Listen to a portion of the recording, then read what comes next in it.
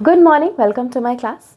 तो आज हम भाषा और व्याकरण का जो दूसरा भाग है यानी पार्ट 2 उसको स्टार्ट करेंगे। जितना भी हमारा फर्स्ट पार्ट में रह गया था आज हम उसे कंप्लीट करेंगे।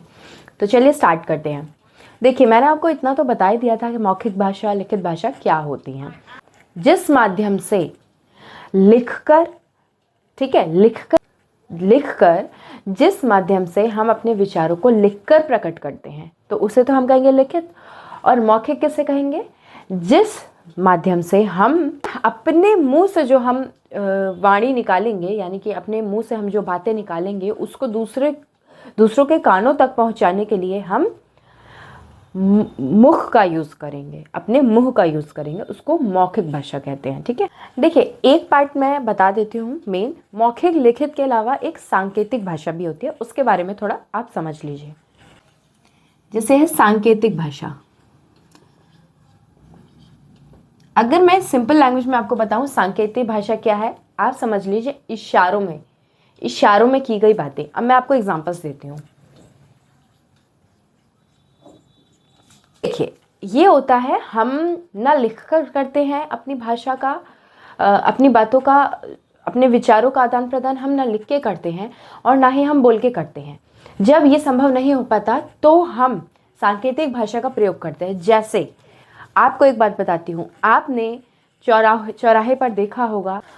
देखिए, ट्रैफिक लाइट है, वहाँ पर एक पुलिस है जो वो अपने हाथों के इशारों को यूज़ करके हमें संकेत देता है कि अब इस वाली लाइन को रुकना है, इस वाली लाइन को आगे बढ़ना है। तो वो कुछ इस तरीके से ऐसे करके कुछ इशारे करता है। ठीक है, वो इस तरीके से कुछ इशारे करते हैं जिससे हम समझ जाते हैं कि हाँ, ये रुकने बोल रहे हैं या चलने बोल रहे हैं। अब जैसे एक और एग्जांपल देती हूँ।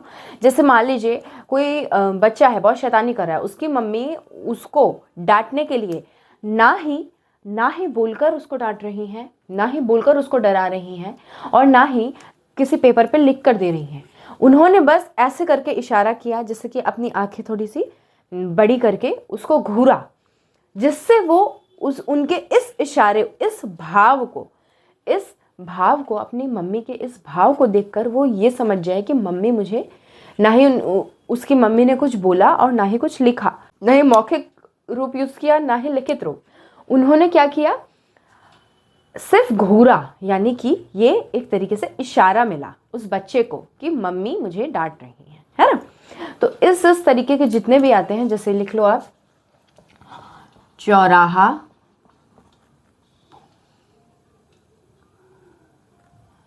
चौराहा लिख दिया मैंने, यहां पे लिख दे रही हूं पुलिस। ठीक है, ट्रैफिक पुलिस जो होती है, इससे आपको याद आ जाएगा। ठीक है, बाकी इशारा लिख दे रही हूं, जैसे कि उसकी मम्मी ने एक तरीके से एक इशारा किया था। ठीक, ओके, आगे बढ़ते हैं। देखिए, एक होती है बोली। ये बोली क्या होती है? बोली समझिए। ठीक है, बोली। देखिए, एक होती है पश्चिमी हिंदी,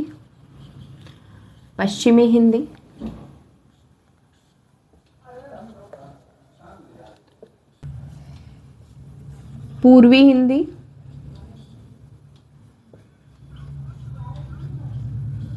हिंदी, राजस्थानी,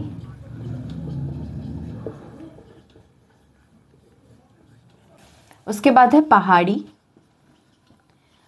उसके बाद है बिहारी। अब आप लोग ये समझिए, यहां तो मैंने नाम लिख दिए। देखिए, पश्चिमी हिंदी में क्या क्या आएगा? खड़ी बोली, ठीक है, ब्रज भाषा, ठीक। राजस्थानी में क्या आएगा? मारवाड़ी, हड़ौती, ये बोलियां हैं। मेवाड़ी, ठीक है, ये हो गई बोलियां। हिंदी, पश्चिमी हिंदी का हो गया, राजस्थानी का समझ लिया। पूर्वी हिंदी, इसमें आएगा अवधी और छत्तीसगढ़ी, ठीक है, छत्तीसगढ़ी। तो ये हो गया। और भी है, मैं यहाँ पे सारे नहीं लिख रही हूँ। उसके बाद आएंगे पहाड़ी पे। पहाड़ी पे कौन सी आएंगी? कुमाऊनी, गढ़वाली, ये सब पहाड़ी के अंदर आ जाएगा। आखिरी बचा हमारा बिहारी। बिहारी के अंदर कौन कौन से आएंगे? भोजपुरी आएगा और मैथिली। मेन है मैथिली। ठीक है, ठीक है, आपको समझ आ गया। पश्चिमी हिंदी में खड़ी बोली, ब्रज भाषा और भी होते हैं। उसके अलावा पूर्वी हिंदी में अवधी, छत्तीसगढ़ी आ जाते हैं। राजस्थानी के अंदर मारवाड़ी, हड़ौती, मेवाती और इसके अलावा और भी बोलियां हैं। बाकी पहाड़ी के अंदर है गढ़वाली, कुमाऊनी। बिहारी के अंदर हो गया भोजपुरी, मैथिली। तो ये हो गई हमारी बोलियां। ये हो गई हमारे बोलियां। अब हम समझेंगे हिंदी का विकास क्रम। देखिए, हिंदी भाषा का हम विकास क्रम समझेंगे।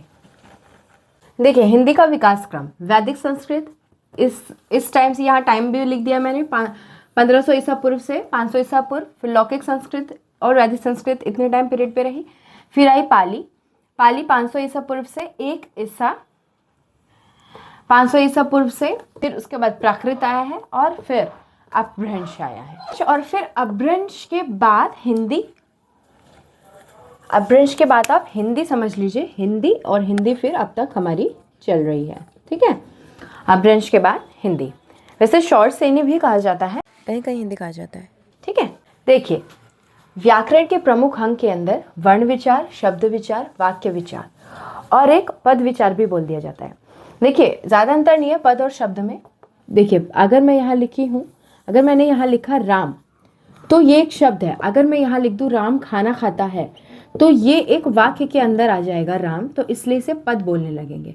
पर अगर यहाँ सिर्फ न राम लिखा है, यहाँ सिर्फ राम का प्रयोग किया है मैंने, तो ये शब्द कहलाएगा। ठीक है, तो मुख्यतः व्याकरण के कितने अंग हैं?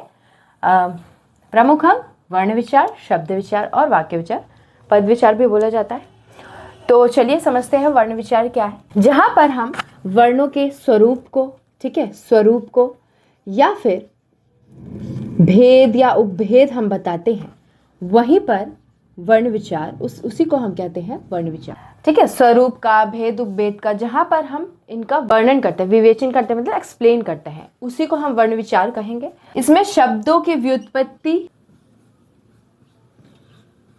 व्युत्पत्ति, इसके भी भेद उपभेद इसी की तरह। ठीक है, ये सब, इन सब का विवेचन जहां होता है उसे शब्द विचार कहते हैं। और वाक्य विचार के अंतर्गत क्या आएगा? इसमें वाक्यों का स्वरूप, भेद, यही भेद उपभेद और साथ ही विश्लेषण, ये सब, इन सब का विवेचन किया जाता है वाक्य विचार के अंदर। तो वर्ण विचार में इन सब का विवेचन किया जाता है, शब्द विचार में भी इन सब का किया जाता है और वाक्य विचार में भी इन सब का विश्लेषण, विवेचन, ये सब किया जाता है। तो इनको कहेंगे हम वर्ण विचार, शब्द विचार और वाक्य विचार। तो आई होप आपको समझ आ गया होगा। यहाँ पे व्याकरण के हमने अंग भी पढ़ लिए हैं।